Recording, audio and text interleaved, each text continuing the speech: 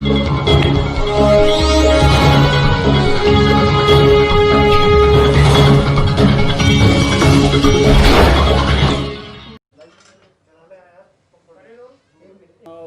हो गया है।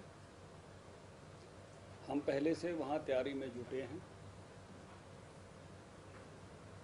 जेपी दलाल जी हमारे वहाँ के इंचार्ज हैं,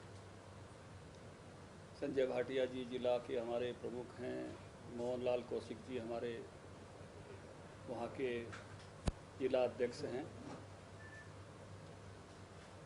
रमेश कौशिक जी वहाँ के लोकल सांसद हैं और अन्य भी कुछ कार्यकर्ताओं की ड्यूटीज वहाँ लगाई हुई हैं जो चुनाव में पहले से जुटे हुए हैं। अब तारीख आ गई है 3 नवंबर की, तो और तेज़ी के साथ आज उसकी योजना हम बना रहे हैं कि पूरे उस काम में लगें। भारतीय जनता पार्टी का जो तरीका है कि भाई इलेक्शन कमेटी में कैंडिडेटों पे विचार होता है। लगभग सभी उम्मीदवारों ने पार्टी के अलग अलग महत्वपूर्ण नेताओं को अपने बायोडाटाज दिए हुए हैं। तो जब इलेक्शन कमेटी बैठेगी तो जो भी नाम हमारे सामने आए हैं उन पर विचार करेगी और केंद्र को अपनी सिफारिश करेगी, क्योंकि हमारे यहाँ की पद्धति ये है कि फाइनल सांसद और विधायक का टिकट केंद्रीय चुनाव समिति फाइनल करती है। तो प्रदेश की चुनाव समिति की बैठक के बाद केंद्र को भेजे जाएंगे।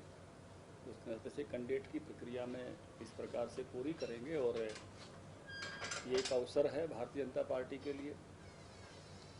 इस बीच में कांग्रेस पार्टी ने काफ़ी झूठ फैलाने की कोशिश की है। हमारे लिए खुशी की बात यह है कि चुनाव 3 नवंबर को है। जो किसान भाइयों में ये झूठ बोलते फिर रहे हैं कि मंडी नहीं चलेगी, एमएसपी पे नहीं खरीद होगी, तो अक्टूबर में सारी खरीद हो लेगी।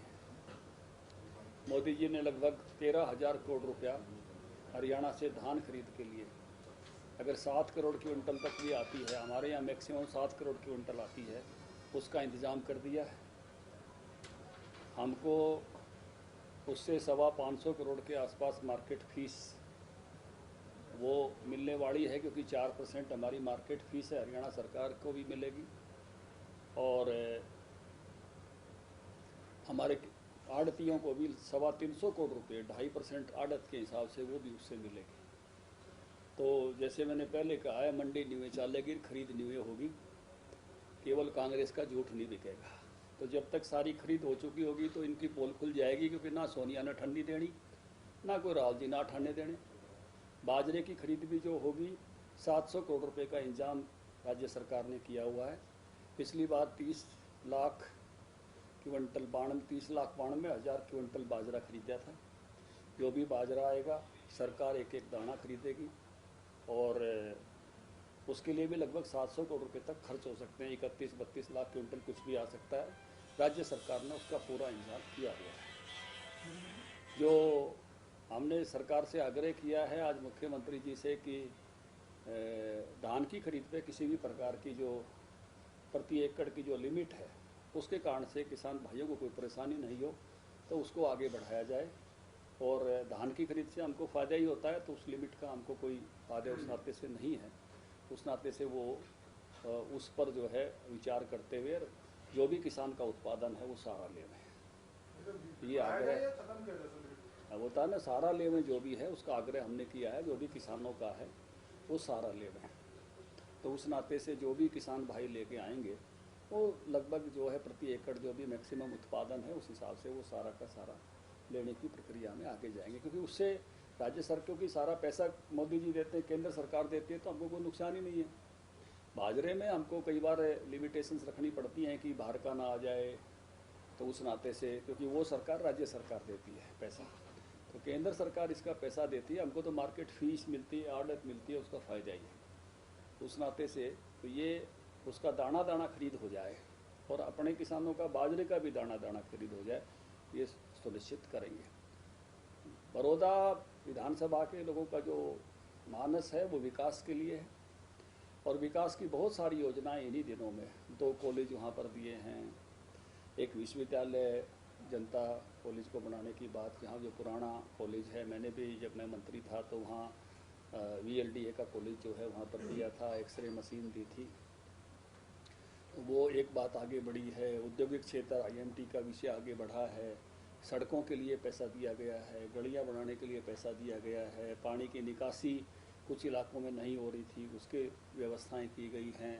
तो तेज़ी के साथ उस इलाके का विकास हो, इसके जो है काम हुए हैं। लोगों के मन में है कि बहुत वर्षों से जो ये नारे नूरे तो लगाते रहे, हुड्डा जी थारा म्हारा अपना बड़ौदा, लेकिन वो ना तो सड़क कहते हैं कलोई में चौड़ी है, बड़ौदे में आके बेड़ी हो जाती है।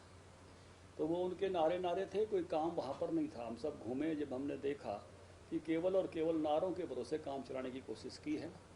ये जो कांग्रेस पार्टी के लोगों ने भी देख लिया कि ये हुड्डा जी प्योर परिवारवादी व्यक्ति हैं। लोकसभा लड़े सोनीपत तो भूपेंद्र हुड्डा, रोहतक लड़े तो दीपेंद्र हुड्डा, राज्यसभा जाए तो दीपेंद्र हुड्डा। अभी भी कई बार जिक्र सुनते हैं बड़ौदा में भी अपने परिवार का एक कैंडिडेट ढूंढने के चक्कर में। तो ये केवल और केवल अपने परिवार से बाहर सोचते नहीं हैं। बीजेपी वर्कर की सोचती है, कार्यकर्ता को लड़ाने की बात करती है, उनको बढ़ाने की बात करती है। इसलिए कांग्रेस में भी आपको पता चला है कि उनकी जगह कम हुई है। दूसरा, कांग्रेस की इस आंदोलन की पोल भी खुल गई जब उनकी प्रदेश अध्यक्ष शैलजा जी ने कहा, आप में से किसी पत्रकार ने पूछा कि किसान के कंधे पर बंदूक रख के क्यों चलाते हो, तो उसने कहा कि कंधा मिला है तो क्यों नहीं चलाएं। इसका मतलब है they want to use only farmers. वो केवल किसानों का इस्तेमाल करना चाहते हैं। क्योंकि आपको भी पता है स्वामीनाथन कमीशन कांग्रेस पार्टी ने बनाया था, 2006 में बनाया, 8 में रिपोर्ट दे दी थी, 14 तक सरकार थी, अपने पैरों नीचे दबा के उस रिपोर्ट को बैठे रहे। हुड्डा कमेटी भी कांग्रेस ने बनाई थी, 2010 में रिपोर्ट दे दी थी, दिसंबर में, 14 तक राज था, 4 साल उसको भी पैरों नीचे दबाए बैठे रहे। ना 50% प्रॉफिट के साथ फसलों के दाम दिए, ना कोई मोदी जी की तरह 6-6 हज़ार रुपये कभी दिए, ना फसल का बीमा दिया। ये तो केवल और केवल जो है नारे मारते हैं, झूठ की राजनीति करते हैं। विकास से और अच्छाई से इनका कोई संबंध नहीं है। ये वर्षों तक अमेठी और रायबरेली को उन्होंने वैसा के वैसा रखा जैसे थी, क्योंकि ये केवल परिवर्तन की बातें करते हैं, परिवर्तन करते नहीं है, विकास करते नहीं है। इसलिए वहाँ से भी छोड़ छोड़ के इनको भागना पड़ा है। तो इनकी पोल लोगों के सामने खुल गई है। तो उस नाते से ये जो नारेबाजी है इनकी, उसकी भी पोल लोगों के सामने खरीद होते ही खुल जाएगी। तो मंडी यूँ ही चलेगी और MSP पर यूँ ही खरीद होगी। ये 3 कानून हैं, ये केवल प्रगतिशील किसानों के लिए हैं, किसान उत्पादक समूहों के लिए हैं, उनके लिए एक अलग रास्ता दिया है।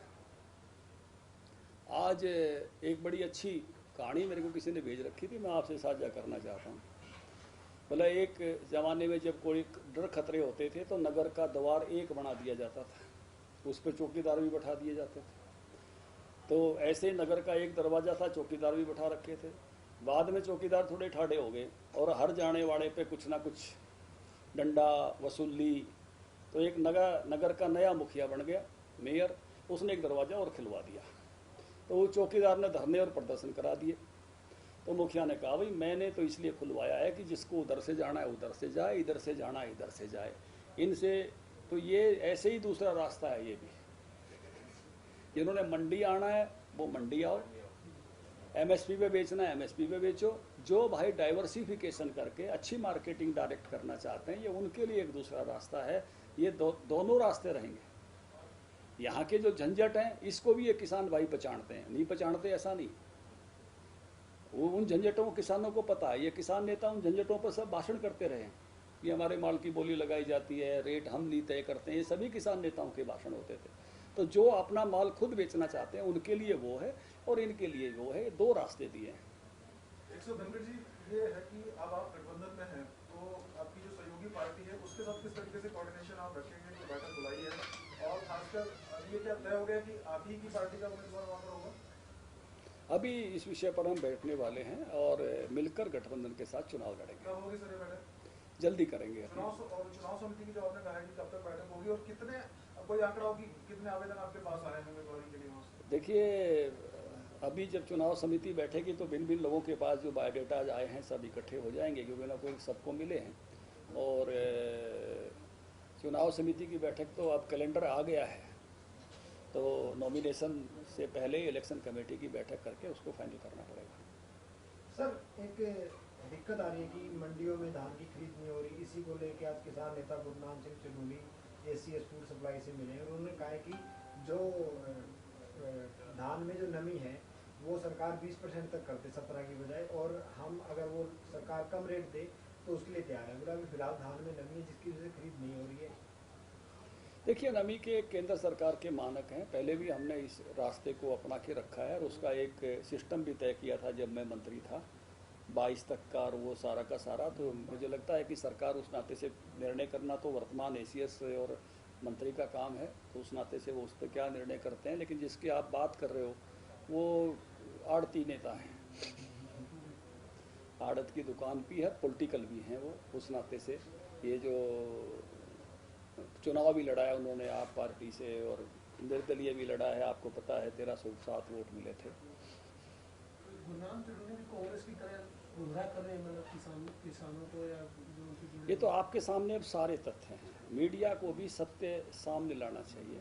आपके सामने सारे तथ्य हैं, आपने बार बार इस विषय पर मुझसे भी सवाल पूछा है, सारे के सारे तथ्य आपके सामने। एक सवाल ये था सर कि जैसे कि कृषि विधेयक पारित हुए और जो प्रोटेस्ट हुआ, हालांकि आप लोग डिफेंड कर रहे हैं उनको, लेकिन बड़ौदा विधानसभा जो है वो पूरा किसानों की और रूरल वोटर्स में अंदर ज्यादा है और उसका प्रभाव गाँव के किसानों पर ज्यादा है। कुछ लगता है आपको वहाँ पर थोड़ा सा मुश्किल हो सकता है बीजेपी के लिए? और अभी कुछ जेपी दलाल जब वहाँ पर गए तो कुछ इस प्रकार की घटनाएं, हालांकि उन्होंने खंडित कर दिया था कि उनका घेराव किया गया, लोगों ने नाराजगी जताई है, मुर्दाबाद के नारे लगे। कैसे देखते हैं सर? लोग सत्य पर चलते हैं, झूठ पे नहीं चलते हैं। झूठ हमेशा 2 दिन चलती है, सत्य 100 दिन से लंबा चलता है। ये दोनों चीज़ें किसानों की यूँ की यूँ चलेंगी तो लोगों को पोल खुल जाएगी कि झूठ बोलने आड़े आए थे। तो झूठ लंबी चलती नहीं है, झूठ 2 दिन, सत्य 100 दिन। जब एक एक दाने की खरीद हो जाएगी, जब मंडी यूँ ही चलती दिखेगी, जब एमएसपी पर यूँ ही खरीद होगी, जब एमएसपी पर खरीद अगला एमएसपी भी अनाउंस हो गया है, तो झूठ कितने दिन चलेगी? तो झूठ की दुकान चलती नहीं है, काट की आंडी नहीं चढ़ती। ये काट की आंडी लिए घूम रहे हैं, तो ये झूठ चलेगी नहीं। समय के साथ चीजें जब एक एक दाना खरीद ही लेंगे लोगों का, तो झूठ कहाँ चलेगी? तो सर प्रचार प्रसार के लिए क्या तैयारी है पार्टी? पूरी तरह से पार्टी की तैयारी है, पहले से भी लगे हैं और आगे और जोरदार तरीके से करेंगे। Thank you. एक सवाल आते हैं, कांग्रेस ये कह रही है कि जो बीजेपी को बड़ौदा चुनाव आते ही वहाँ का विकास दिखने लगा कि वहाँ विकास होगा। 6 साल बीजेपी का। मैं ये पूछता हूँ कि इतने समय से हुड्डा साहब वहाँ थे, कभी एक भी, मैं भी 5 साल मंत्री था, कभी एक भी ज्ञापन लेकर बड़ौदा का आए थे? कभी वहाँ के प्रतिनिधि आए थे? कभी? मैं प्रशंसा करूंगा कई लोगों की, विपक्ष में होते कई लोग मेरे पास आते थे, अपने इलाके का विकास कराते थे। कांग्रेसियों ने कभी विकास के मुद्दे पे काम ही नहीं किया। वो तो इलाकावाद, जातिवाद, बाकी वादों पर बात करते हैं, वो विकास की बात ही नहीं करते। विकास के तो केवल नारे लगाते हैं, विकास करते नहीं है। मैंने आपसे सवाल किया, एक परिवार पूरे आज़ादी के समय से आज तक 2 सीटों से चुनाव लड़ता रहा और जीतता रहा, उन इलाकों का विकास नहीं किया उन्होंने।